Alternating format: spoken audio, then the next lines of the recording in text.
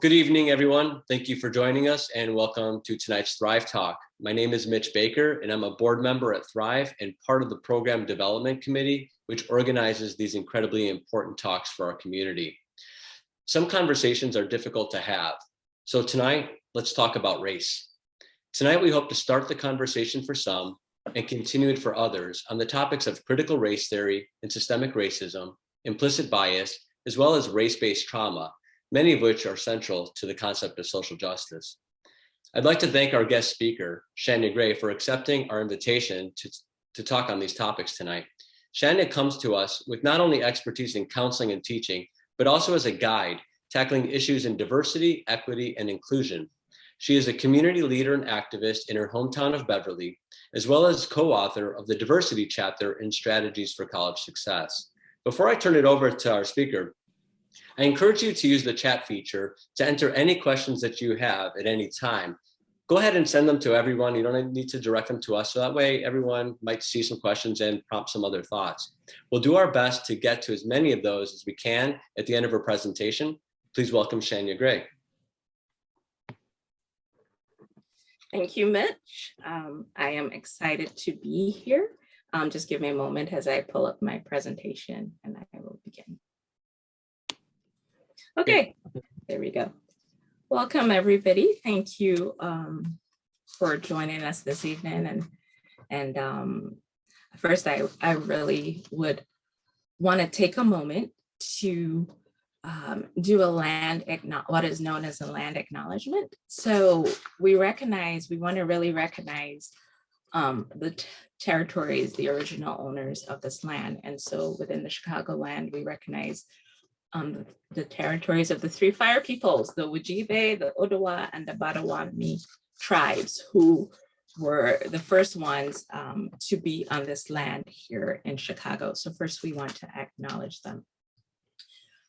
Before I get to tonight's presentation, I do want to thank Thrive Counseling and Sir Finnegan for having me, as well as Mitch Baker, my colleague who is on the board. I want to thank you for inviting me to be your special speaker tonight. I consider it an honor and a privilege, and I do not take it lightly that you've allowed me to speak into and to share my knowledge with your community. I also would like to thank the people in my life who continue to support me. I want to, thank my parents who've been there, my family, my husband, my kids, and all of my ancestors who've come before me to pave a way. I recognize that I did not get here by myself, that I didn't do it as an island, that I myself have been lifted up and undergirded by those who have come before me and those who are walking alongside me now.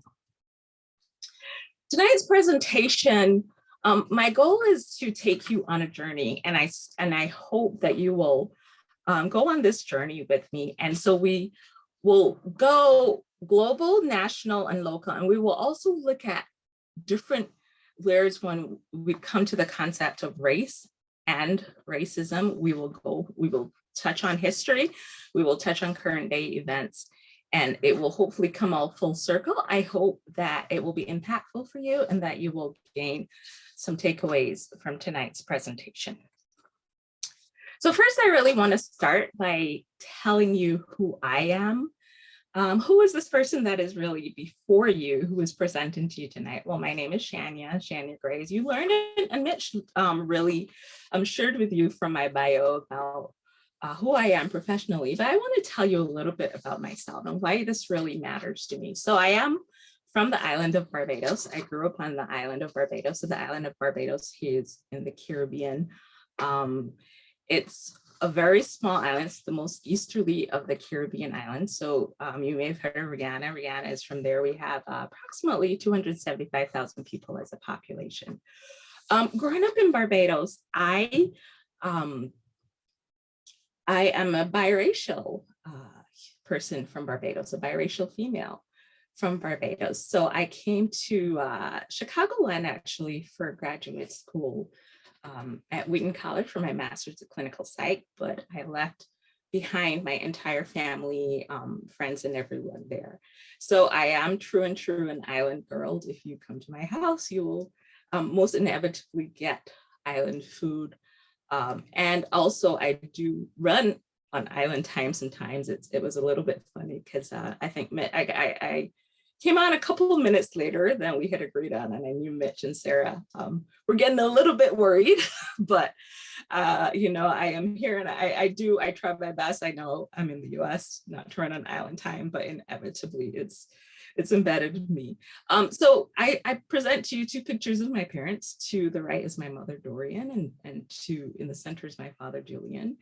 And so my dad is white with his descendants coming as indentured service to the Caribbean, and my mom is Black. So her family came to the Caribbean by way of the Atlantic slave trade, by way of Barbados. In fact, Barbados had, throughout its course of slavery, had 600,000 slaves more than the United States had.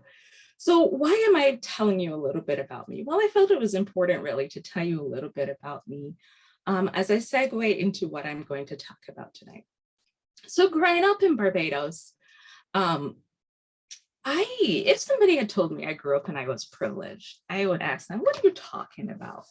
I'm growing up privileged? What do you mean? You know, I as a biracial individual, Barbados, the population is about 90% Black. We have a smaller white population there. But for me, I really struggled throughout the course of my life with my identity as a biracial individual, especially growing up. I felt like there were no places I belonged.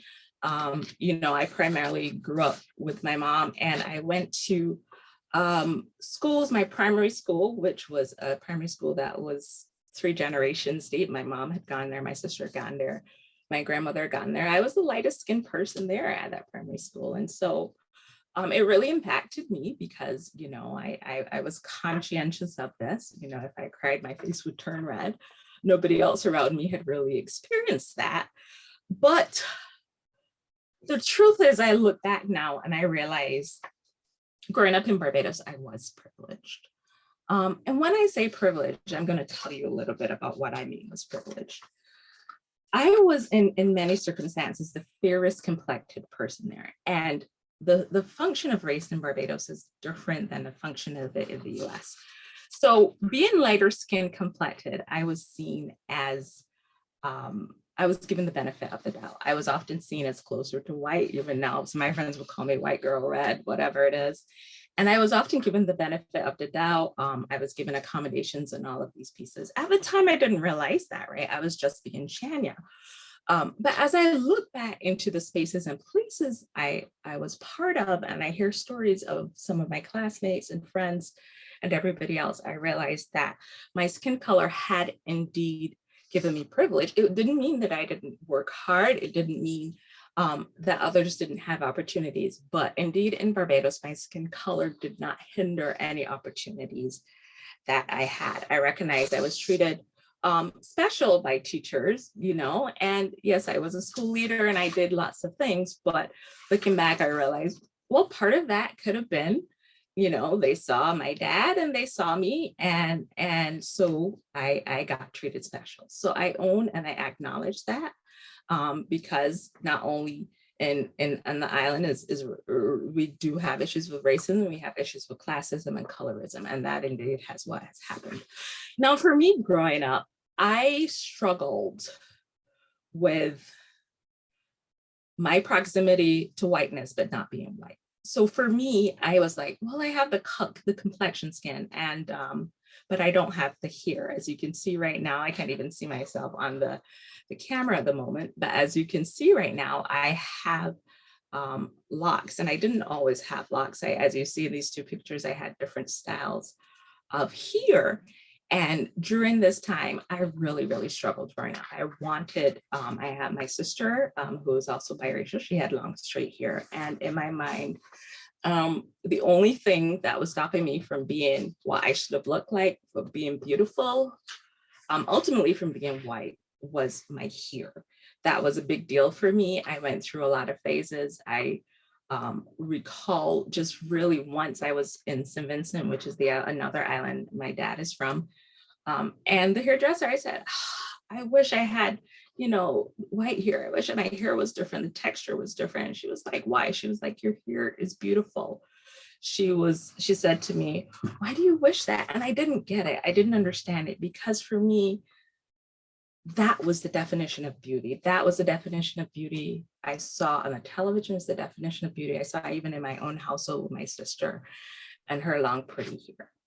And so why do I want to tell you this story? And I tell you this story so you understand a little bit about me as I segue into the conversation about race, about privilege, and about these other conversations and about these other topics. So how did we get here today? So I wanted to take a little bit of a different approach for you as we engage in these conversations. We've been tossing a lot of terms around. We hear the term white privilege, we hear the term race, we hear the term racism, we heard the term implicit bias. Now the new catchphrase is equity, racial equity. But do we really understand, know what it means? Do we really really get what is being discussed, what is being talked about? And I really don't think we do. You know, one of the things for me, I think that has given me the ability to understand, even in the United States, was because I wasn't born here.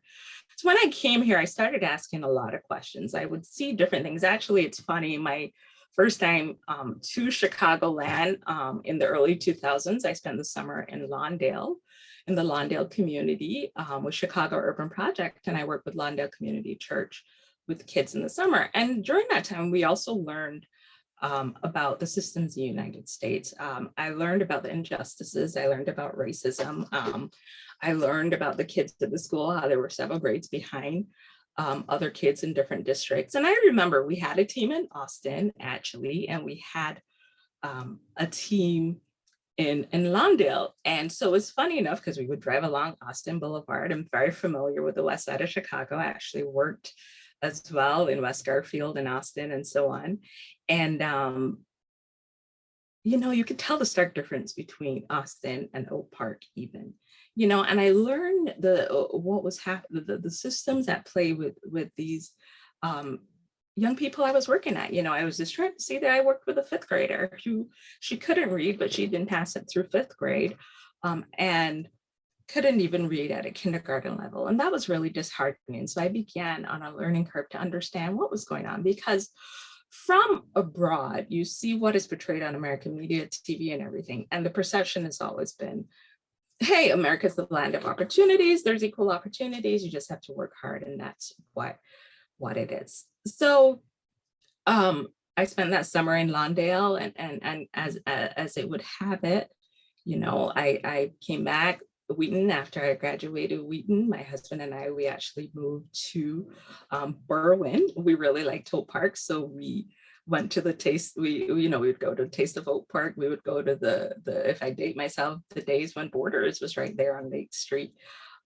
We would really enjoy that, Khyber Pass and so on in the neighborhood. You know, when we went to purchase a house, we were hoping for Oak Park, but our budget at the time did not accommodate Oak Park and your property taxes. So we ended up in what's the next best neighborhood, right? In Beverly on the south side. So as I go back, as I take you back, so when we hear the concept white privilege, whiteness, and race, I don't think we fully understand what we're talking about or what has happened. And I wanted to take you back to how we get here. So I remember during undergrad, I learned about the Enlightenment. I learned about philosophers. I had to take a philosophy class, and I learned about logic, right? So I learned about John Locke and his blank slate, and all of these different, Immanuel Kant, and I think therefore I am. And I heard all these perspectives of these European philosophers, but I did not hear another side of philosophy that really has impacted us, and it's impacted race and racism up until the day. So during the Enlightenment period, during the 15th and 16th century, as if you know a little bit of history, what was happening, Europeans also were enslaving Europeans. A lot of it was across religions and so on. So that was taking place. And then they realized that if they went beyond the borders of Europe, if they went, they were searching, of course, for gold and spices and all these things. If they went beyond those borders, there was a lot more to be had. There was a lot more money. There was a lot more power that could be gained. So simultaneously at that time, the Enlightenment was happening, and there was a transition from really philosophy that was based in faith and religion to what we call the Enlightenment period, where we talk about reasoning and all these other pieces, right? And so we have these philosophers who were really philosophizing about everything happening in society, and scientists and so on. And at the same time, the construct of race as we know it today came about. So some of the philosophers in their philosophizing, John Locke, who we know, for example, he said in the beginning, all the world was America. So what he's saying is the world the war was not in existence before America. And Thomas Hobbes said, save people in many places of America. It was supposed to be savage people in many places of America. And even the Pope, famously wrote, do the Indians have souls? So this was the common thinking at the time. And during that time, that philosophy of race also came about. And race was constructed, you hear race is a social construct, and it really is a social and political construct. It's not a biological construct. Race really was constructed as a means of hierarchical structure. It was a means of gaining power, empowering. So as the Europeans started to venture to the continent of Africa, they landed in Angola, and they realized, hey, we can, instead of just enslaving our own, we can actually capture the Africans and we can benefit from this. So they started capturing the Africans. And when you change your behavior in psychology, one of the things you learn is that you either change your beliefs to line with your behavior and your actions, or you change your actions behavior to line with your beliefs. If not, you have what we call cognitive dissonance. And so this was also taking place in the society at the time. And what ultimately happened is that they constructed race to distinguish and dichotomize human from non-human. And so it really was the elite, wealthy at the time, who could benefit from enslaved Africans, who said, okay, we have this structure. And it went purely on skin color, eye, and hair texture. That was basically what defined it. And so then we ended up with race as we know it today. We ended up really with, white, Black, and then what is known as Asian. And so ultimately, that is how we got race. So as the Europeans went about their conquests throughout the, and started the Atlantic slave trade, and were colonizing the Caribbean and the Americas and so on, what ended up happening was, of course, they ended up in the United States. So now we moved to the United States, and we know during this time, slavery became very, very popular in the United States. And while that was taking place in the United States, we also had poor Eastern Europeans who were coming over as indentured servants. So they came over, and as an indentured servant, you would agree that the wealthy person would ultimately pay your passage, and you would come over, work for 7 to 10 years, and you were free, right? So most of them were white, they came over, and then they would be free. And then what happened in 1676, which was a pivotal inflection in history, was something called Bacon's Rebellion, and this took place in Virginia. And what was happening were the Native Americans, the poor white, and even Black people had come together, and they wanted to pioneer further. So they had come together against the plantocracy, or against the English. And the English realized at the time, okay, this is not going to work, because there are more of them than they are of us. And so they decided, hey, we need to do something about this. So it is at that point that they basically came up with the idea, what we will do, we will no longer distinguish poor white from wealthy white. We will no longer put us on two different continuums, but let's bring them into the fold. Yes, in our minds, we know they are different, but let's call anybody who comes from Europe basically white. And so this is in America when whiteness, which is being of European ancestry, became synonymous with American identity. It was at this moment.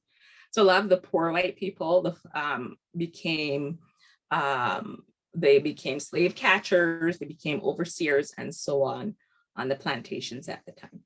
So this was pivotal to understand then what happened from there. Was the census came about in 1790, and we had these different categories on it. And then what happened from there was continuously based in decisions about race. So we had the law, basically that came about, that a slave, a Black person, was 3/5 of a person. So what that actually meant was the more slaves you own, the more power you had, the more sway you had in votes to determine who could be in the Senate and who could be in Congress. So if you had a lot of slaves, then each slave counted as 3/5 as a person, and that gave you more opportunity, more votes, more weight for seats in Congress. So as time progressed, then more people started to come over to the US. You hear the story of, some people might have Irish ancestry, Italian ancestry, and so on. And you find a lot of material out there about when the Irish became white, when Italians became white. So these are all different ethnicities, right? So you have the same culture, you identify similarly, and ethnicity is really not a hierarchical piece as race is. But what happens is when you come, because of how the system had been set up to benefit, especially the plantocracy, when you came here, initially you experienced othering and discrimination, and then ultimately you became white. And so this is how we get what is known as the white-Black continuum in the US. And when we talk about racism, we really have to identify anti-Black racism, because what we know is that privilege is given on a proximity to whiteness. And this was clearly seen in between 1880 and the 1920s, when Asians were coming over here. And there were several court cases that went back and forth to determine whether or not they could stay legally. And it was merely, if you were white, you could stay legally here. If not, you could not stay legally in America. So at that time, only people who were of European, who were considered white now, so it wasn't just European, if you were considered white, you could stay in America. So even Africans, free Africans, could not come over at the time and stay legally because they were not considered white. So in the 1920s, you have that, and simultaneously, as almost everyone has heard about in the last 2 years, now you have the Tulsa, Oklahoma massacre that has occurred. And what you learn about is that you have the Reconstruction period, and as Black people have been freed, yes, they had been promised their land and everything, and they were never given that. But beyond that, they started to accumulate wealth for themselves. And this took place in several places throughout the country. And this is a history that really has been erased in American history, basically, that very few people have learned about. But throughout the country, besides Tulsa, there were several places where Black people had started to accumulate wealth, and they were pillaged, and they were burned to the ground, and they were chased away. Ultimately, one of my colleagues recently, Rory, he told me that he has a connection that his in-laws, they discovered their ancestors owned were Black owned a hotel in Tulsa, right? And this is how hotels have started. But all of that wealth was burned to the ground. Recently ABC did a series on this. So where would these people be today? How wealthy would they be today if indeed they'd been allowed to maintain their wealth and their wealth wasn't stolen or pilfered from them? So we move beyond that, and then we get into having conversations. All right, so racism started to diminish, and that is no longer as overt as it is. But we still have racism as a system. Okay, so recently I came across a booklet that looked at the sundown towns, and I looked at the areas around. That's close to me, Evergreen Park, along these places. And lo and behold, there was Oak Park, Illinois. Oak Park, Illinois was also a sundown town. And if you don't know what a sundown town is, it means if you're Black after sundown, you don't be caught there because it is dangerous for you to be there. And believe it or not, a lot of Black people are still very conscientious as they travel throughout the country about where can I stop? Where should I be caught? And I'm telling you, I have a story with my girlfriend, Nicole. We were in Minnesota. We were at school there. We were driving to actually Delavan, Wisconsin. And we weren't familiar with the area. I was driving at the time. Instead of going 94 to go towards Madison to go down to Delavan, we ended up going towards Milwaukee. So then we had to take this road to come on down. And we were in this place that we didn't know because we weren't from here. She was also from Barbados. And like we had to stop and ask directions. So this was the time before GPS and we didn't have a cell phone and we were scared. We were very scared and very nervous about this because ultimately we weren't sure what could happen to us as to BIPOC Black people who were there. So ultimately, everything I've just talked to you about is what we can term as, come under the umbrella too of critical race theory. And you may not have known about it. You may not have even recognized this. This has been something that really has been controversial in society recently because somebody took it and ran with it in a negative way. It ultimately was a term that was coined by lawyers to really look at our systems to recognize how, given the history of the United States, given the history of everything that has happened, how has our systems, our laws, everything we know today, how does that have racism embedded in it? How does that have racism in it? And we need to take a look at that because racism really goes beyond the individual. If you remember the image I had, we have individual, society, policy, laws, all of these pieces. And as a society, we tend to look at the individual aspect, but we don't go beyond that. And how I like to really describe racism is I like to use the analogy of rain. And today in Chicago is probably more snow than rain. But if it's raining and you're outside, you will get wet. Yeah, you might have an umbrella, you might have gear, but ultimately you will get wet. Right? And that is how racism is. We have a society that has been constructed based on racism. And so our thought process, our culture, everything is we have these racist structures and it is not your fault. It is not my fault. This has been established throughout history. And so like Alcoholics Anonymous, where one of the first things they say is, "Hi, my name is Shanya, and I'm an alcoholic. As you work to overcome your addiction," I think we need to take the stance in the United States. "Hi, my name is Shanya. Hi, my name is Tom, and I'm a racist," right? And we have to acknowledge that racism happens whether or not it is intentional, because whether or not we intend, we are complicit with a system that has been racist throughout centuries. And we are only now addressing this. And so it's going to take time. So beyond the overt racism that we can identify immediately, the Ku Klux Klan and anything that's overtly racist, a lot of racism happens actually in what we call implicit bias, or is not seen in the forefront. So based on our assumptions, our ways of thinking, we really can have racist attitudes and perspectives. So one of the things I talk about is how we formulate our perceptions and our judgments. And so if you think about it, we have our preconceived notions of life, of everything else. I like to talk about, I like to talk about food. And I talked about how, on Sunday Barbados, when I heard Sunday lunch, we have Sunday lunch, which ends up being like rice and beans and macaroni and cheese and baked chicken and all these things. This was often a traditional Sunday lunch. And so when I got to the United States, in Minnesota, I remember I would go to church with a couple. They say, "Yeah, let's go to Sunday lunch." And when we went to Sunday lunch, I got sandwiches and soup. And I was like, this is Sunday lunch. I don't consider sandwiches. And because this was in my mind, I had a preconceived notion of what Sunday lunch would be. And similarly, we have our preconceived notion. We have our preconceived notions based on our cultural heritage and our cultural background, which in the United States, it happens that of European ancestry has been that dominant cultural background, which has infiltrated all the systems.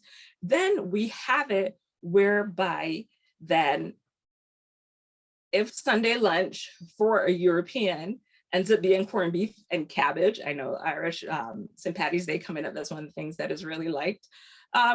then it is that's the standard. Well, in reality, there are many standards. There are many different Sunday lunches, and that's okay. But the problem comes in when we don't acknowledge and recognize that there are different Sunday lunches and we don't check ourselves. So I started to check myself. Okay, this is just different. So eventually I started to didn't mind it, and as we go to church in West Garfield Park, we would come over times with some of our church members to Eric's Deli before it closed in Oak Park. And I would have a sandwich on a Sunday for lunch. So we have to really think about this, think about ourselves, evaluate ourselves. We have to take that consistent inventory. Am I being biased? Am I just being, somebody comes in, I like to use the analogy again of being late, right? Because at my university at home, we would all be, class started at 9, we got there between 9 and 9:15, the lecture started at 9:15. That was just standard. Nobody said, oh, you're professional, you're lazy, you're disrespectful for coming in late. It was just what it is. But American culture says, oh, then we have judgments on, for example, somebody being late. So we really have to take our self-inventory and then start looking at our systems, our laws, and everything through those prisms that really has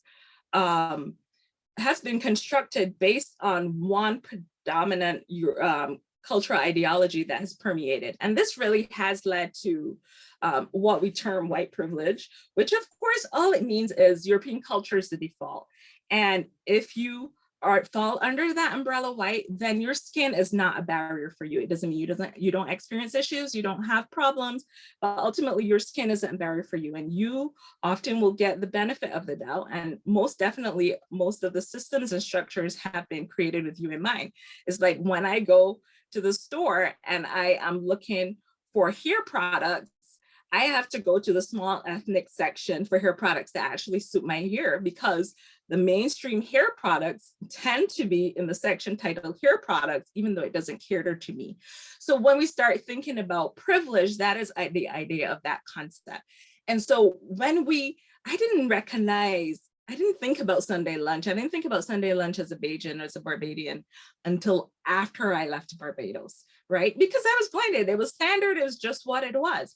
But being outside of my predominant culture, being outside of that space had me thinking and looking at alternatives. And, in I'm doing doctoral studies now, National Louis, and I did a study with some of my friends in the neighborhood. I really was looking again at race and what will bring people together and so on. And some of my friends who are white allies, they said, yeah, they really changed their perspective when they were outside the United States, when they spent a semester abroad in South Africa, or they went different places, and they were the minority in that space. They were in that space. Then it felt different, and they understood differently, and they developed empathy, and they could develop understanding. It's not that you're going to have pity, oh, these poor people, these poor Black people, these poor brown people, but it really is because a certain standard has been normalized. We have to change what we define as normal. And we have to understand that there are many cultures, many ways of being, many ways of seeing, many ways of thinking, and normalize that. And also start seeing racism. So start asking questions, start seeing this in places and spaces. Like, is that racist? Should that be so? How was that designed? How is that hurting people? One of the things I think about on the flip side when they have this conversation is the idea of racial trauma. So a lot of times we talk about racism, we talk about implicit bias, we talk about all these concepts, almost in an abstract way or just in a cloud, but we don't discuss or think about the day-to-day impact, the real impact that happens on the flip side for people of color. And this term racial trauma is actually something that is new. Well, it's one of the newer terms that, well, everybody's recognizing and learning about it. It's been around for a while. But now racial trauma, it ultimately is recognizing and acknowledging the experiences of people of color who are consistently and constantly traumatized and hurt because they're a part of a system that was not designed for them. Okay, so it's like my rain analogy, right? So it's like they're out there and they're trying to shelter for the rain, but they're getting wet too.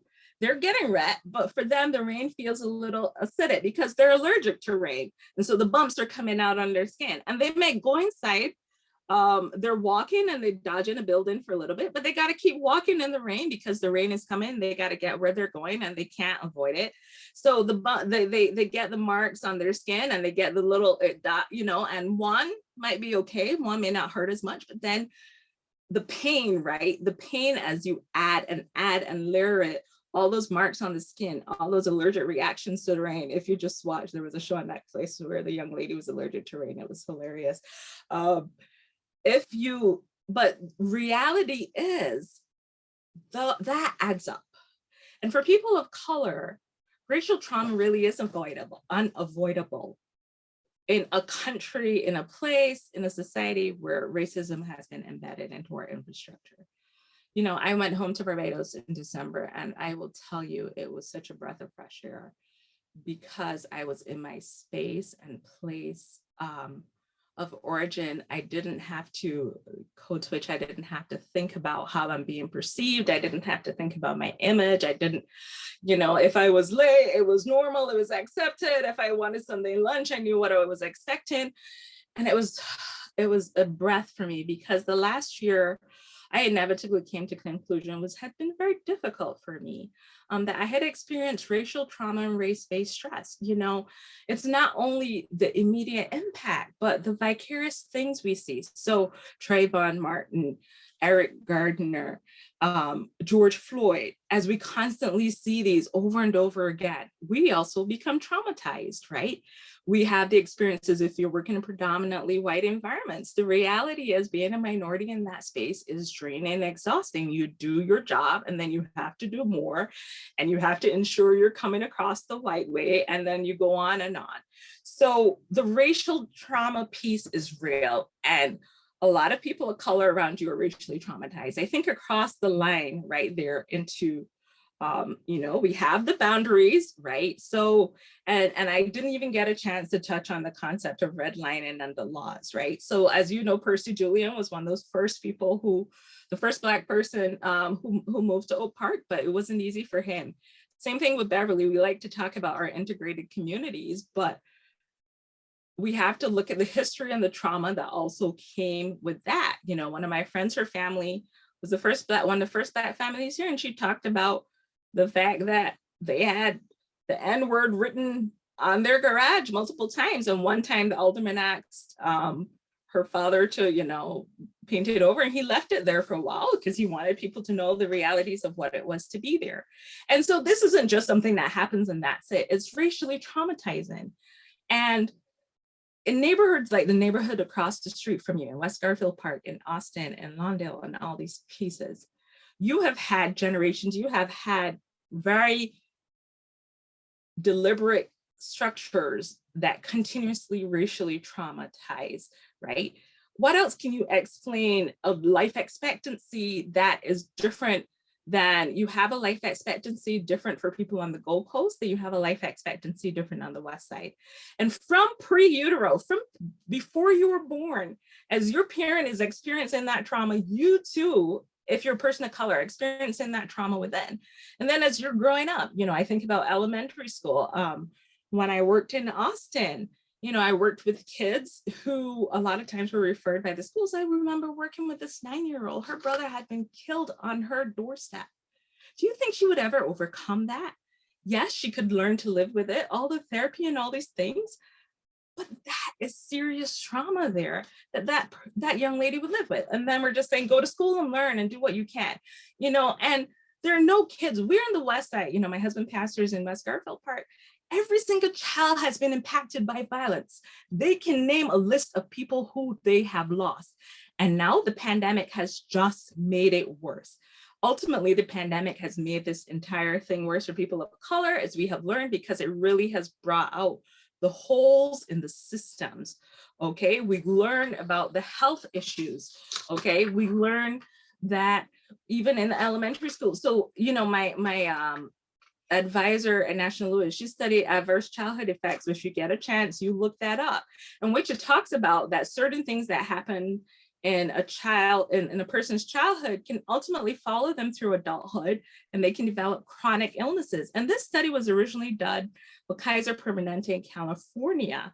And it actually wasn't done with people of color. It was done with normal middle class white people. So you can imagine if such a study was done with that population, what it looks like for a population that has been ravaged by the war on drugs, the schools, the ineffective school systems where you live will determine the rest of your life, because you may not have the opportunity to go to school, the access to resources, the access to healthcare, and the list goes on and on. How are these children and then turning into adults and then having to live and exist in a society that ultimately in many ways weren't designed for you? So we recognize that this is the flip side of the reality of racism and existing within some of these racial structures, and it really is hard. I have not lived in the United States my whole life. I've been here since my early 20s for school, but I can already feel the exhaustion. And then thinking about my two boys, my 6-year-old, my 11-year-old, and trying to protect them as much as I can, and starting to worry about them, because after a certain age, my 11-year-old will not be seen as a boy anymore because he's a Black young man, and he won't get that privilege, that benefit of the doubt. While I hear about these kids, a lot of kids in my neighborhood who go around and get away with doing certain things, and I know my kid will never get away with it. He'll never get away with marking up a garage or following his friends to do mischievous stuff, but there are kids around me just because of their skin color who get away with that. And so all of that really adds up to trauma. Then we can go into how it influences the stress, the anxiety, the depression, how it becomes generational, and then we think about the likelihood that 1 in 4, 1 in 5 Black males will end up incarcerated. Those types of things really become collective trauma, collective PTSD. And the only way we really can eradicate that or can avoid that is to acknowledge it and start seeing racism and start seeing changes. And yes, people of color can start, trying to deal with racial trauma and counseling and get healing from it. But ultimately, because it's there inside and out, one of the first things as a counselor we try to tell people is, if you're in a traumatic experience, if you're in a place that's traumatic, get away from it, get out of it so you can start healing. But this is unavoidable, you cannot. So ultimately, my takeaways, and as I wrap up, we have some questions coming in. So I just want to let you know we have a few questions. I want to make sure we have enough time to yes. So let me wrap it with my takeaways in bed. So 3 more minutes. Acknowledge and accept the past while making sacrifices to change the future. So we recognize what's happening. Okay, make the sacrifices to change the future. Don't just give the extra. Recognize that perhaps the past. How is the past connected to you right now? How did you benefit from the structures and systems in the past? The racial wealth gap, the biggest determination of that is the inheritance of houses. How did those Black people who Tulsa was burned down, their things were taken away, how did they not benefit from when you may have benefited from inheritances and so on, and then impact racism by starting with yourself, make sacrifices, question, really reflect, be reflective. And then you be intentional about listening and learning to those around you. Recognize intention versus impact. Yes, you might have good intentions, but the impact is ultimately what matters. So if somebody shares with you that you hurt them, take the time to listen, take the time to acknowledge and learn from that situation. And then ultimately change the systems and the structures you have influence upon, and repeat again. So as I conclude, I wanted to share with you, just wherever you are, you can make a difference. You can impact your sphere of influence. And this was me in the Beverly community. I came here, I wanted to make a difference for my kids, for my family. And ultimately I was able to work with people last year to really do one of our first Beverly Morgan Park Juneteenth festivals, right in the neighborhood, acknowledging and recognizing Juneteenth when the last slaves got the word. So I'm going to show you this video and then we'll spend a few minutes for questions.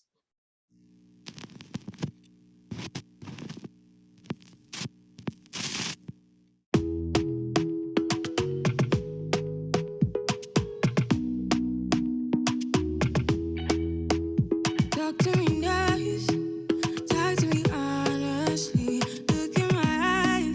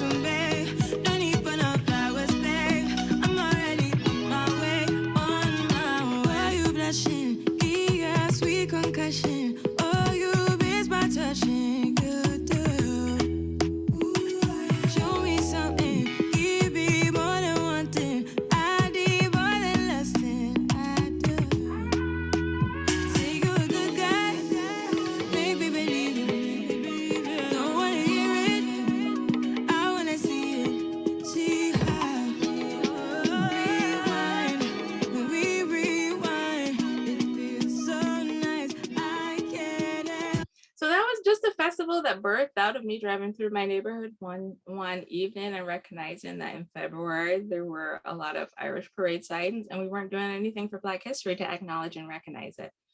So from then, that festival was birthed. And this is me trying to make a difference wherever I have the opportunity. And yours may not have to be that big, but you have the ability to make your difference. And together we can change the world to be a more equitable place, to be a place where everybody is welcomed, everybody is accepted, and everybody can thrive.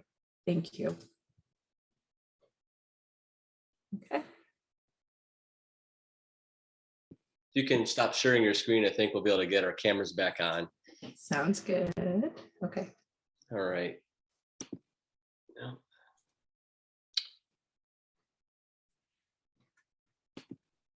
All right, there we go.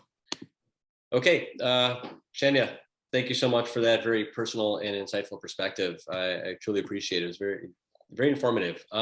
There's quite a few questions, and when you brought up the topic at the end there about how do you make a difference? So I want to start with one of the questions about how do we expand the conversation of racism, right? So, there's a lot of people who feel that they've done kind of that hard introspective work. They don't really see themselves as maybe as a racist. They might in fact even think that they're trying to do everything equitable. So how would you approach having this conversation without, to educate or even to move someone forward without provoking some defensiveness?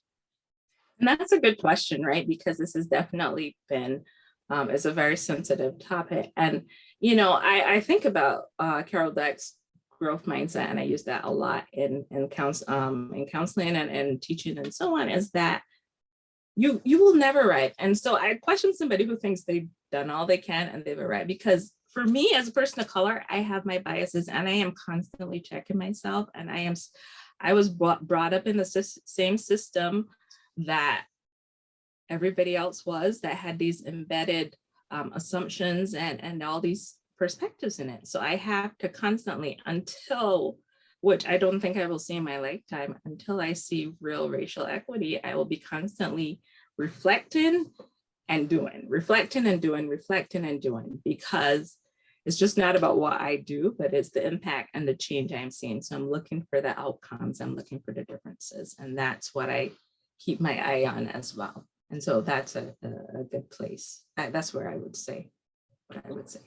Okay, so how would you then approach having this conversation at the dinner table, right? With children, to use this as a learning tool so that way they can have meaningful conversations and they're not afraid to have these difficult talks. I mean, this is a topic that people will shy away from because they're afraid of what they might say something wrong. And, even though their heart's in the right place, it just, it leads to apprehension. So how would you suggest, what's a takeaway? What can a family, how can we encourage our children to have these dialogues with each other, or just like from parent to child and within our community?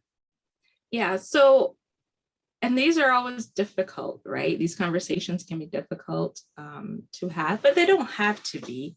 But what used to happen is ultimately growing up, a lot of people were like, if a kid notices a different skin complexion, because from a very young age, children notice differences, right? They don't have attached meanings to it, they notice differences. And a lot of parents be like, shh, don't say anything. Don't say this person looks different. They have hair is different. What we need to do is actually embrace that. Yes, we are all different. Yes, we have different skin color. Yes, we have different texture hair, but that's also good. Like, we have different perspectives and it's good. And it makes the world better and it makes us more beautiful. And look at the tones, look at how much we can learn from each other. So we have to really get away from that deficit model. Yes, what about your friend? I love teaching at Morraine. I love in my classroom, my college one-on-one class. Like one time in my college one-on-one class, we were talking about food and culture and everything. And we ended up doing a potluck, and we had Mediterranean food, we had Italian food, sure, we had Caribbean food, we had African food, because the students, it was multicultural, global. They were from different places, and it was amazing, right? Because we don't like the same thing over and over. So I would say these gradual conversations and just the little things, right? So, you can say, sweetie, it's, if you see something that's not right, they should not have treated that person that way because of their skin color. And we must love people. We must treat them. We have to acknowledge, and also teach history. In the Caribbean growing up, Sure. I learned history from a young age. It was not shied away from, because history is neither good. History is what it is, right? And that's what we have to understand and accept. Some of us are embarrassed of it, but it is what it is. But it has shaped us to be what it is today. And unless we learn it, we will continue to repeat the mistakes we made in history. So what I'm hearing is basically that approach of what maybe a decade ago, where it was maybe an achievement that someone might have felt they've arrived at when they could say that they were colorblind. That is no longer the perspective. We're basically saying acknowledge the differences. But as you point out early on, that that the idea of race is a societal hierarchical structure, and it's not a biological reality, right? So the fact is that if we can acknowledge that people look different, or there's some various traits, but that's not the defining characteristic. So that's the piece. So acknowledge and being able to go beyond it. Okay. Absolutely. And the cultural iceberg is something I use to break into this. If people look into this, one of the things I put into the textbook, because it can go beyond it, right? So you go to the surface descriptions about dress, and I often ask my students, about traditions and so on. And then you start looking at, okay, well, what are my assumptions about space? What are my assumptions about time, right? So I know I still get anxiety, if I'm honest with you, here in America, because I know I have to be on time. If I'm not on time, and how it's interpreted. I have a different assumption about time because I come from a polychronic time culture, as opposed to monochronic, where we do multiple things at once and time is perceived differently. So really starting to together with your kids, your little ones, there are lots of great books out there. But also started to take a look at, well, how do we see this? How do we see personal space?